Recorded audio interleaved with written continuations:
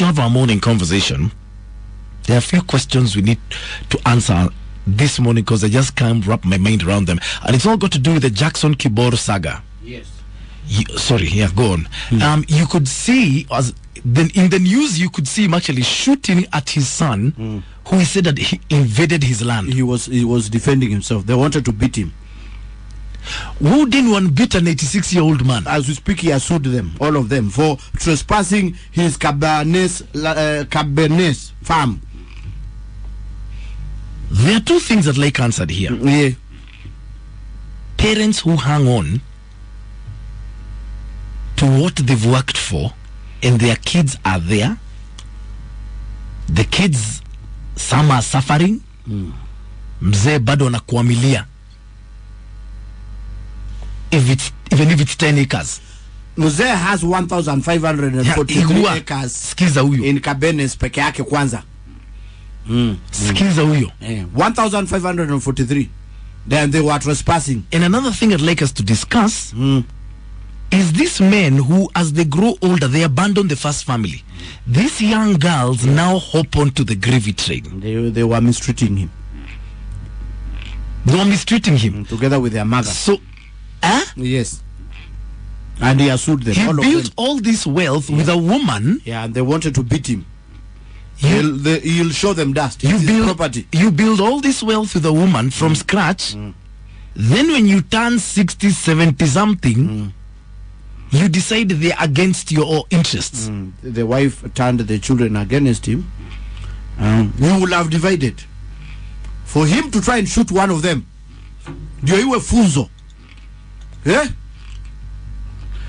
1,543 acres alisema ni zake. He worked very hard to get that farm. Now ni mtu kwa hiyo shamba. Yes, he got a younger girl to just take care of him. That is the biggest problem. She's the one who's poisoning his mind. He needs care. He's only 86. He has a lot of time. I want to speak to a few people this morning. Number one, if you're a young lady with a really old man and he's got money, explain to me what that relationship is all about. Number two, if you've got a father or a parent who has so much, yet you're struggling to make it through life, I want to hear from you. Do you feel you deserve some of it? Are you going through that? Let me just go to your tweets. Captain Vincent Kali is saying this present day kids should style up. Wajitafutie mali. They suck big time. Web you're saying if such possessions are hereditary, then lazima agawe. But if you worked for them, no. Peter Ayoma is saying the common denominator in Kibor saga is women. In any family controversy, a woman is involved. Wajua alimkujia kwa bibi yake waina anaitwa Unita. Fourth. Unita yule wa mwisho. Usiona kana Chokwelel na yeye. Ezekiel mtoto wake mama yake watatu anaitwa Naomi. Akakuja na watu wengine wakiwa kwa pickup. Akapiga risasi. Kale you said maina watu wajitafutie mali. I'll enjoy mine till I die. No one will inherit it. It must be inherited from Captain Vincent Kale. Now let me first of all put something into perspective. If you've got parents who are not rich, you've got no choice but to look for your own mali. Okay? That's right. If your parents have got a lot of wealth, talk to me. They should at least tell you, this is yours and this is yours and this is yours. Why are you asking like it's a demand? But you're their blood. You should pray na ubembeleze mzee. Mzee akona mali mingi sana. But the approach is very wrong. Aidha kupiga risasi bure. Na alisema Ezekiel akimuona tena piga risasi ya tumbo. As it's Maina Kegenio R Classic 105 Kenya. The hashtag is Maina in Kingangi. He has only 3,000 acres hapo Wasingishu peke yake kwanza. Na waonyeshi hizo zingine. Mr. Bike, you're saying via Twitter, your dad's property is a stepping stone as you look for yours. I understand where this mzee is coming from. I don't. He's 86. His sons are no longer boys. They are threatening him. They are 50-something. Those are wazes on their own. They've been sent by their mothers. They are threatening him. He's not safe. And what is this with men as they get older, they abandon their families? Is with Unita. You abandon the woman with whom you looked for this mali from scratch. This woman akakusafisha, akakuinua juu. Has she become an enemy of progress when it reaches a certain age? Keep those tweets coming through, eh? Okay, Maina, morning. Hello, good morning.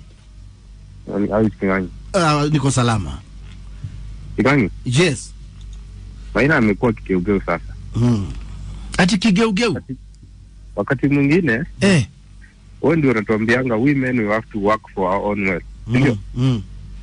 Huyo mzee ameng'ang'ana ametafuta yake.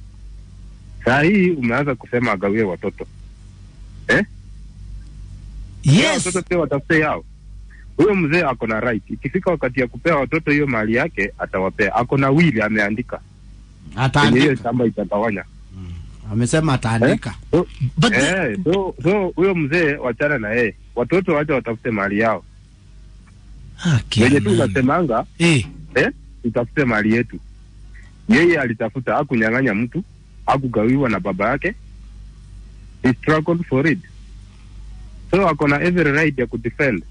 Na akona every right ya kusema leo nimeamua nitagawia fulani, nigawie fulani sitampea. Kulingana na venye yeye mwenyewe ameamua. So akona right. So usiseme ati sijui nini abandon family, hapana. Na ukiona mzee kama huyo 86 years na ametafuta msichana mdogo, kuna venye alikuwa mistreated somewhere. Mistreated by who? With the first family. Kuna labda alilack from that family, that's why akaamua kutafuta mtu mwingine mwenye ata take care of him. Okay. So you have to understand that. Okay, all right. Okay. Hello, Classic 105. Hey, Maina. Hello, good morning. Yeah, this is the leader. Now, I want to tell you, you have picked a very emotional issue. Very emotional. Yeah. I don't know whether what you've beaten, you'll be able to chew. Because this is an issue that is all over this country. Yeah. And this is an issue that is making many, many lives go away. Are you going through something like this? I want to say something before I get to your question. Yeah.